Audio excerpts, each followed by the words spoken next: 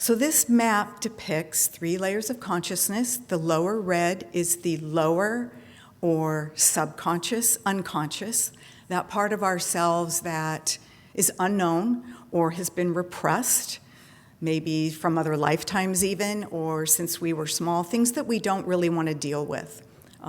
They are scary to us, they make us uncomfortable, things we don't like about ourselves. We like to keep them nice and safe underneath our layer of consciousness. The middle level, this green, is called middle consciousness or ordinary consciousness. And it's also, this egg depicts what is also unconscious in our personhood, in ourselves. So this is our self, unconscious, to be made conscious. Because as many disciplines tell us, Flower Newhouse, Stephen Isaac, saints, teachers, the point of a journey, Godward, is to make the unconscious conscious. And Carl Jung and psychologists say the same thing. So this middle area is our personal unconscious. It's what's available to us, but we don't always embrace it or integrate it. The orange ball in the middle is our self, and it's a little s, self, because at the very center of that lies our ego. And that is the one that's looking out, trying to monitor and guard and protect us, looking out for anything that might bubble up from that red area. Danger zone, the red. The green is, no, let's grow, and let's just use what is right in front of us to navigate through our life. The blue area is what typically we call the higher consciousness, the higher realms. And what I love about Assagioli's model, as well as I was pleased to see that here at Questhaven, the superconscious is talked about, where it's not typically talked about in psychology. We will talk about higher self. We don't always call it a super consciousness.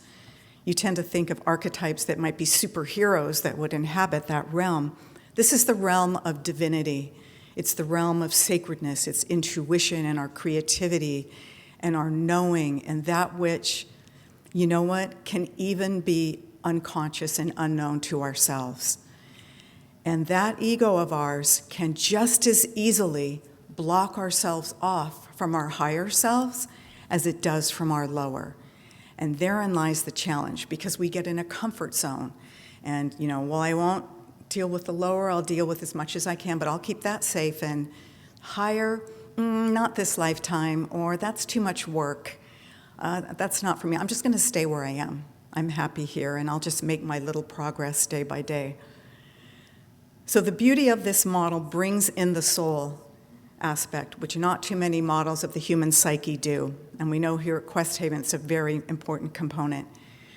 So that top star at the top represents the soul self, our transpersonal self, our higher self, with the capital S. And there is a ray coming down vertically through that center ball, through the self, little self, through the ego, reaching down into that unconscious realm. And that means that when we tap into the soul, when we are still and silent and block off all the noise and distractions of the world, the negative influences, in that stillness we find that voice of God, of Christ consciousness, which that higher blue realm represents, that Christ consciousness, unity consciousness. We allow it to come down and illuminate the self.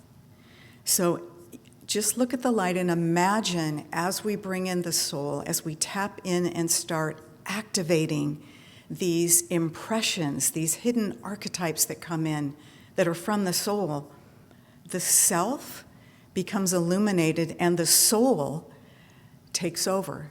That's what we want. We want the soul to be able to take us over and keep our lower nature not in control of the ego.